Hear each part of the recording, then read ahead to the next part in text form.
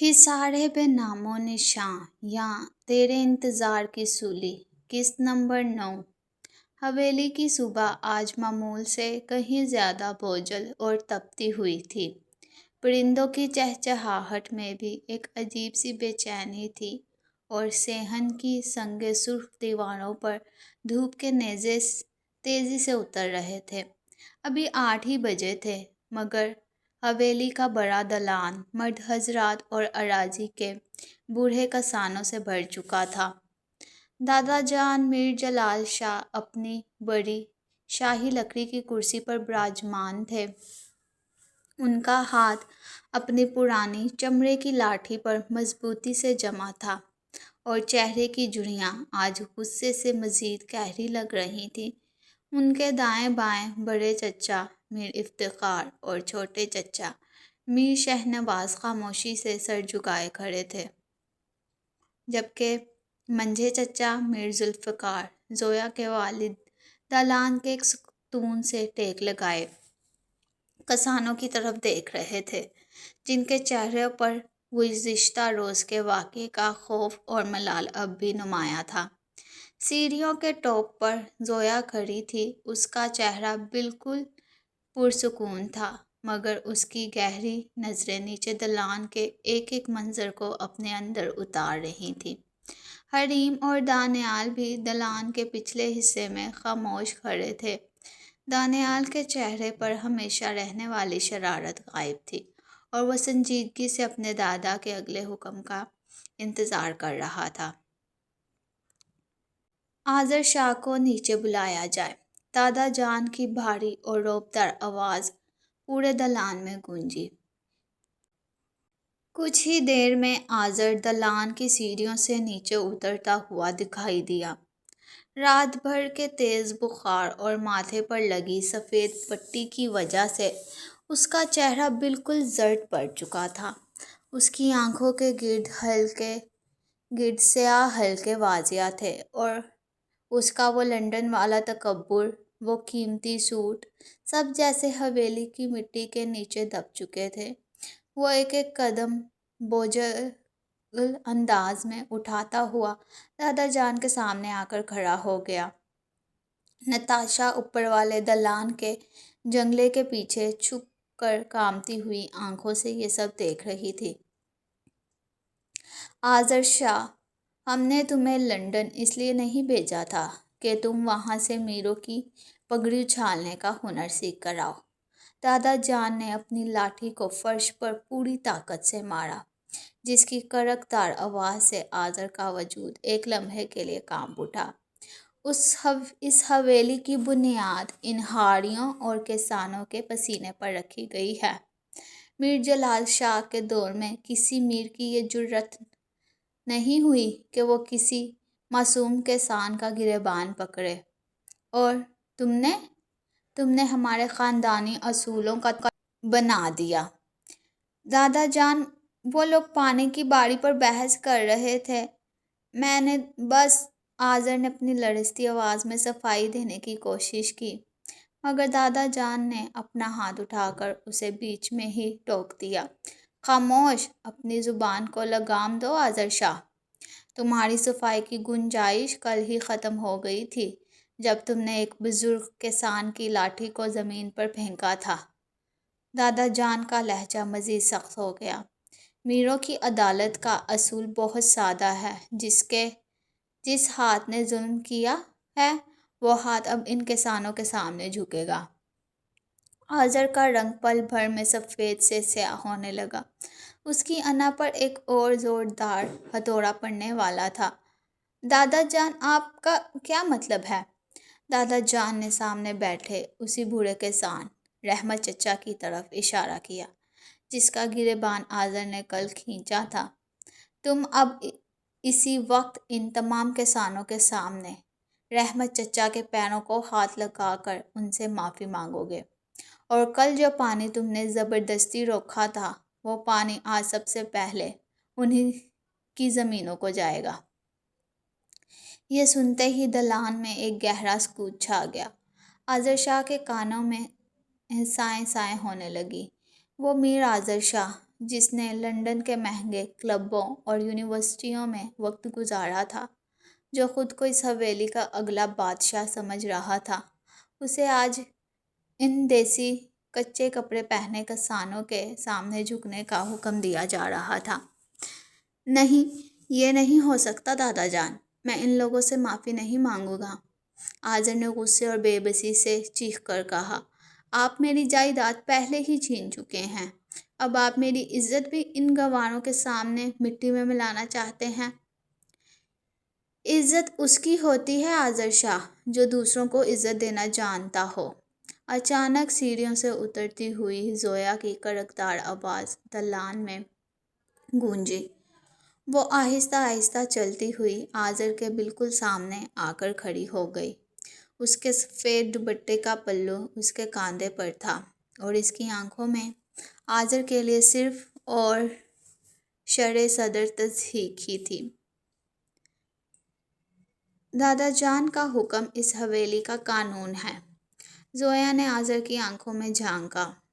اور اگر آپ کو لگتا ہے کہ آپ معافی نہیں مانگیں گے تو یاد رکھیے گا، اس حویلی کی حد سے باہر نکلتے ہی قانون شریعت کے مطابق آپ کے پاس زویا شاہ کے شوہر ہونے کا رتبہ بھی نہیں رہے گا،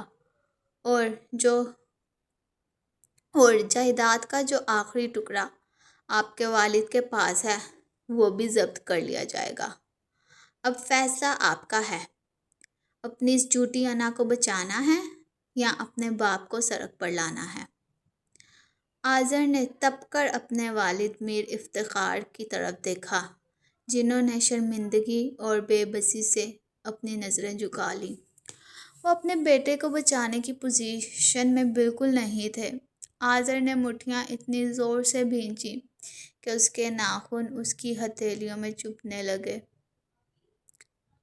اس کی روح تک اس ذلت سے کانپ رہی تھی۔ مگر زویا کی شرٹ اور دادا جان کا جلال اس کے پیروں کی بیڑیاں بن چکے تھے۔ نہایت بوجھل اور کانپتے ہوئے وجود کے ساتھ آذر شاہ آہستہ آہستہ رحمت چچا کی طرف بڑھا۔ اس کا پور اس جھکاؤ پر رو رہا تھا۔ اس نے جھک کر برے کے سان کے دھول سے اٹے ہوئے پیروں کو چھوا۔ مجھے معاف کر دیں۔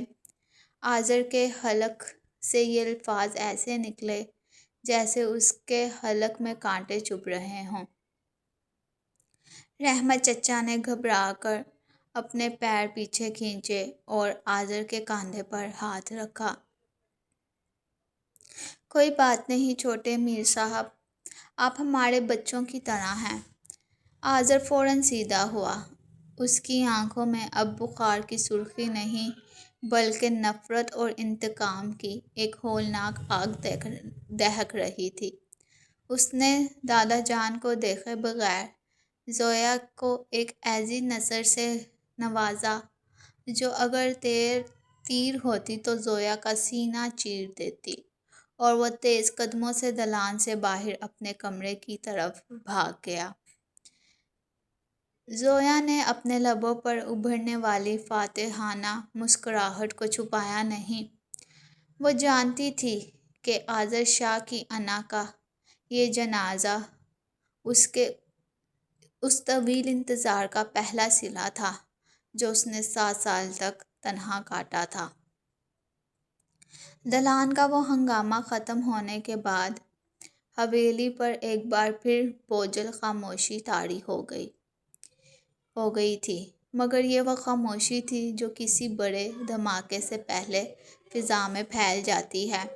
آذر اپنے کمرے میں آ کر بیڈ پر ڈھیر ہو چکا تھا۔ اس کا پورا جسم غصے اور ذلت کے احساس سے کانپ رہا تھا۔ نتاشا کمرے کا دروازہ بند کر کے اس کے پاس آئی اور اس کے گھٹنوں کے پاس بیٹھ کر رونے لگی۔ آذر، ہم یہاں سے چلے کیوں نہیں جاتے؟ نتاشا نے ہچکیاں لیتے ہوئے کہا۔ دیکھا تم نے، اس زویا نے تمہارے دادا کو اپنے بس میں کر رکھا ہے۔ وہ تمہیں سب کے سامنے ذلیل کر رہے ہیں۔ ہم شہر چلے جاتے ہیں، میں اپنے ڈیڈ سے کہوں گی وہ تمہیں لندن میں کوئی بزنس سیٹ کر دیں۔ کر دیں گے پلیز آذر۔ آذر نے جھٹکے سے نتاشا کا ہاتھ اپنے کاندھے سے ہٹایا اور بستر سے اٹھ کر کھڑا ہو گیا۔ اس کا چہرہ غصے سے اس حد تک سرخ تھا کہ اس کے ماتھے کی رگیں ابھر آئی تھیں۔ لنڈن؟ آذر نے تمسخر سے ہنستے ہوئے کہا۔ اس کی آواز میں بلا کی تلخی تھی۔ نتاشا، تم پاگل ہو گئی ہو؟ اگر میں اس وقت حویلی چھوڑ کر گیا تو میرے پاس کچھ نہیں بچے گا۔ میرے باپ کا جو حصہ اس جائیداد میں ہے وہ بھی زویا کے نام ہو جائے گا۔ میں میر آذر شاہ ہوں۔ میں کسی کے ٹکڑوں پہ پڑنے والا عام نوکر بن کر لنڈن نہیں جا سکتا۔ اگر زویا کو لگتا ہے کہ اس نے مجھے جھکا دیا ہے تو یہ اس کی بھول ہے۔ آذر نے آئینے میں اپنے چہرے کو دیکھا، جہاں ماتھے کا زخم اب بھی تازہ تھا۔ اس نے میری انا کو پاش پاش کیا ہے نا؟ اب میں دیکھوں گا کہ وہ اس حویلی کی مالک بن کر کیسے راج کرتی ہے۔ میں اس کی زندگی کو وہ جہنم بناؤں گا کہ وہ خود مجھ سے طلاق مانگے گی اور اس جائیداد سے دستبردار ہو جائے گی۔ اسی شام حویلی کے پچھلے حصے میں جہاں مالٹے اور لیموں کے درخت لگے تھے، زویا چمپا کے پودوں کو پانی دے رہی تھی۔ حریم اس کے پاس کھڑی مٹی کی مہک کو محسوس کر رہی تھی، مگر اس کا ذہن اب بھی صبح والے واقعے میں الجھا ہوا تھا۔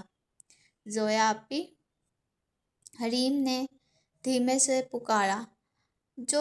جو کچھ دلان میں ہوا، کیا وہ بہت زیادہ نہیں تھا؟ آذر بھائی کا چہرہ دیکھ کر مجھے سچی مچی ڈر لگ رہا تھا۔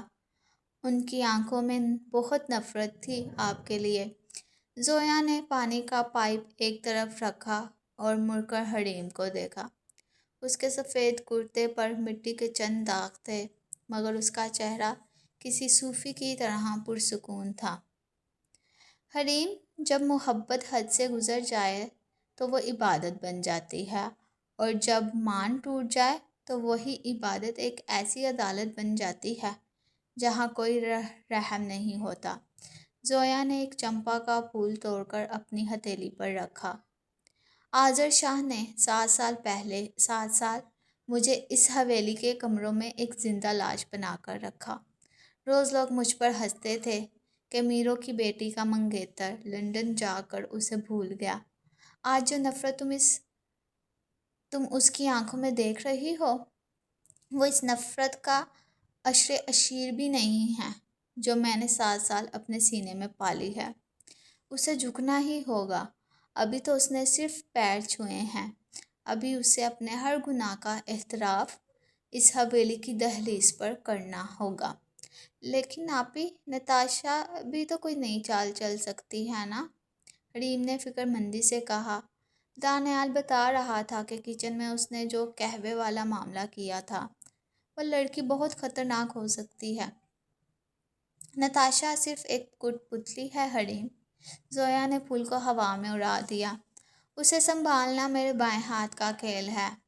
اصل جنگ آذر شاہ سے ہے، اور اس جنگ میں جیت صرف اس کی ہوگی جس کا صبر زیادہ اور مضبوط ہوگا۔ رات کے وقت حویلی کے بڑے کھانے کی میز پر تمام چچیاں اور چچا جمع تھے، مگر آذر اور نتاشا اپنے کمرے سے نیچے نہیں آئے تھے۔ دادا جان نے بھی اس بارے میں کوئی سوال نہیں کیا۔ کھانا ختم ہونے کے بعد بڑے چچا میر افتخار نے زویا کو اپنے پاس بلایا۔ زویا بیٹی، میر افتخار کی آواز میں ایک باپ کی ندامت اور درخواست تھی، کیونکہ وہ جانتے تھے کہ ان کا بیٹا غلط تھا۔ آذر نادان ہے، وہ لنڈن کے ماحول میں رہ کر یہاں کے طور طریقے بھول گیا ہے۔ میں جانتا ہوں اس نے تمہارا دل دکھایا ہے، مگر خدا کے لیے اس گھر کی بربادی کا سبب مت بننا۔ زویا نے اپنے بڑے چچا کے سامنے اپنے سر کو احترام سے جھکایا۔ چچا جان، میں میر ذوالفقار شاہ کی بیٹی ہوں۔ اس گھر کو برباد کرنا میرا مقصد نہیں ہے۔ میں تو بس اس حویلی کے رواجوں کو ان کی اصل جگہ پر لا رہی ہوں جو آذر شاہ نے بگاڑ دیے تھے۔ آپ بے فکر رہیں، میں کوئی ایسا قدم نہیں اٹھاؤں گی جس سے دادا جان کی پگڑی پر حرف آئے۔ میر افتخار نے ایک گہرا سانس لیا اور چلے گئے، مگر زویا جانتی تھی کہ یہ سکون عارضی ہے۔ وہ جیسے ہی اپنے کمرے کی طرف جانے کے لیے سیڑھیاں چڑھنے لگی، اندھیرے کوریڈور میں آذر پہلے سے کھڑا اس کا راستہ روکے ہوئے تھا۔ کوریڈور کی مدھم پیلی روشنی میں آذر کا چہرہ کسی جلتے ہوئے کوئلے کی طرح لگ رہا تھا۔ اس نے زویا کو دیوار کے ساتھ لگنے پر مجبور کر دیا اور اس کے بالکل قریب آ کر غصیلے لہجے میں سرگوشی کی۔ مبارک ہو زویا شاہ، آج تم جیت گئی۔ تم نے مجھے سب کے سامنے جھکا دیا، مگر یاد رکھنا یہ جھکاؤ عارضی تھا۔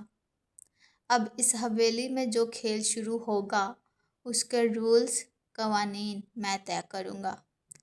تم نے جائیداد تو اپنے نام کروا لی، مگر اب اس جائیداد کے ساتھ جو عذاب تمہاری زندگی میں آئے گا اس کا اندازہ تمہیں نہیں ہے۔ زویا نے بغیر کسی خوف کے آذر کی سرخ آنکھوں میں دیکھا۔ اس کے لبوں پر وہی پرانی برفانی اور کاردار مسکراہٹ ابھری۔ میں عذابوں سے ڈرتی تو 7 سال پہلے ہی مر چکی ہوتی آذر شاہ۔ زویا نے اپنا ہاتھ آذر کے سینے پر رکھ کر اسے پیچھے دھکیلا۔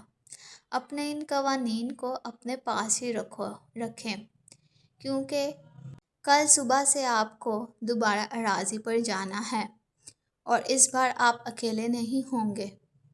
کسانوں کی نگرانی کے لیے دانیال بھی آپ کے ساتھ جائے گا۔ اپنی رات کی نیند پوری کر لیں، کیونکہ کل کا دن آپ کے لیے اس سے بھی زیادہ طویل ہونے والا ہے۔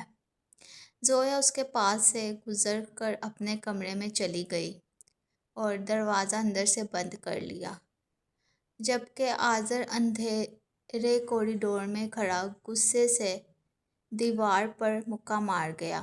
اسے اندازہ ہو رہا تھا کہ نفرت کی یہ نئی گرہیں اب ان دونوں کے وجود کو جکڑنے کے لیے تیار تھیں۔